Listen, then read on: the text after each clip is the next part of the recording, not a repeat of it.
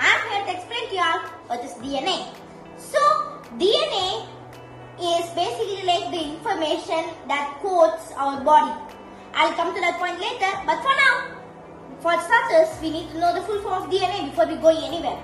So, the full form of DNA is deoxyribonucleic acid. It's a bit hard to pronounce at first, but as you pronounce it and practice it, you'll just get it. It's just normal. I also used to get stuck with the words at first. So, and one more thing, let's make a small thing clear. Deoxy and ribo, when you hear the slow form of DNA, it will come like deoxyribonucleic acid. Some people make the common mistake of thinking that it's deoxyribonucleic acid, which I did at first. Or some people think that deoxyribonucleic acid. So let me just make one thing clear. Thing is that deoxy and ribo are not two separate words. It's the same thing, deoxyribo. And deoxyribo is actually the name of a sugar. It's deoxyribose. The name of the sugar is deoxyribose, which is a part of DNA. It's not the kind of sugar that you use in your everyday food items, which is actually sucrose, which is the chemical name of table sugar. It's a different kind of sugar, which I'll explain in a later video or later on in this video. It can be anywhere. So you have to stay tuned and subscribe to know completely about DNA and its functions. Now back to the video. So what we're doing here is that the DNA is like basically it just controls the body. The DNA controls everything from what proteins are made. What is your eye color? What is your hair color? How many fingers you have? Yeah. Some people have extra fingers, like 6 fingers, an extra thumb, an extra index finger, everything. An extra pinky finger even. So it's that people have basically a lot of things. Anything can happen with DNA basically. DNA mutations are like quite common.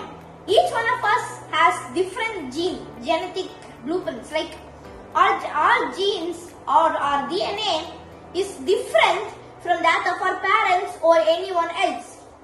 So when we come to genes, some of you might ask, what's a gene? Well, a gene is nothing but basically a section in the DNA. A section in the DNA that codes for a protein. Well, if you're thinking, genes are just portions.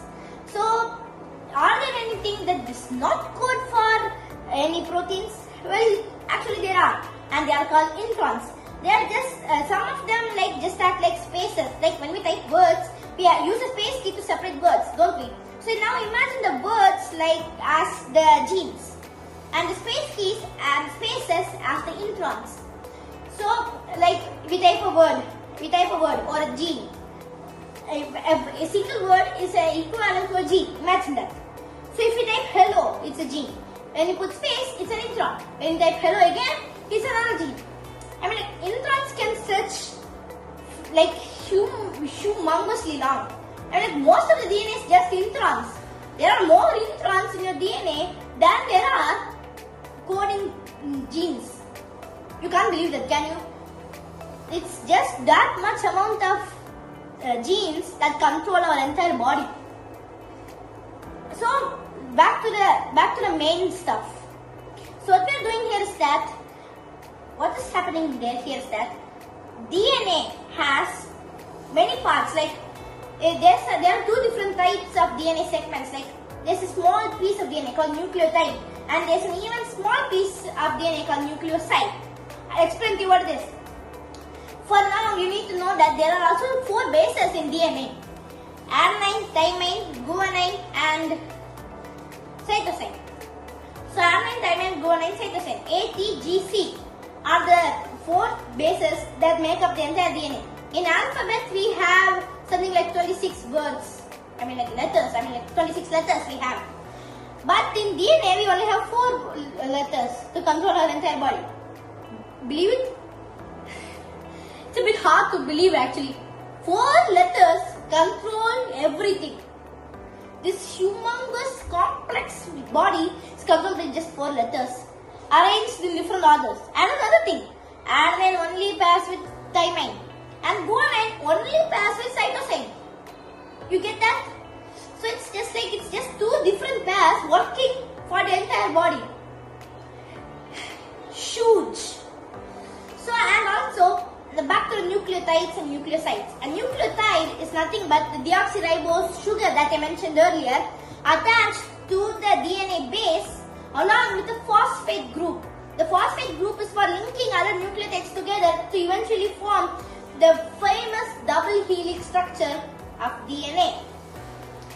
And also another thing, what about nucleosides? A nucleoside is just the same thing but does not have the phosphate groups. That's it.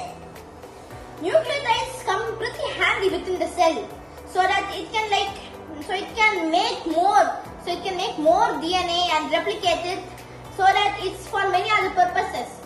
And DNA encodes for protein, and proteins help for making new DNA and more stuff. Wait, if DNA makes proteins and proteins make DNA, which came first? This is the same paradox that I'm also struggling to find the answer. I'll share it with you as soon as I figure it out. But for now, let's keep it simple because I don't want it getting complicated. I've looked it up and I've got an answer, but I think that let's keep it simple for this video since it's the first one and there will be many viewers who don't know what's DNA. So back to the main stuff. So nucleotides come pretty handy, like I told you earlier. And there's also second thing, RNA, ribonucleic acid. Let me get it clear to you again. Ribonucleic acid, okay? And this time we don't have the deoxy extra to it because it's ribose sugar. It's different, okay? It's a different kind of sugar. And again, it's not the kind of sugar that you use in food items. The food item sugar is sucrose. Note that. And so, okay, let's continue. So the ribose sugar, it can basically pair the same way as DNA, except RNA has two key differences. It does not have that extra deoxy part. It's just ribose sugar. It's a different sugar, and it also has another base. So instead of thymine, we have uracil. So these bases are used for many things. Other than building DNA. Like some of you may have heard about ATP, adenosine triphosphate. It is nothing but adenine, the adenine base that I told you about earlier. It's mixed with, the adenine base is joined with 3 phosphate groups to form ATP, adenosine triphosphate, the main source of energy for our body.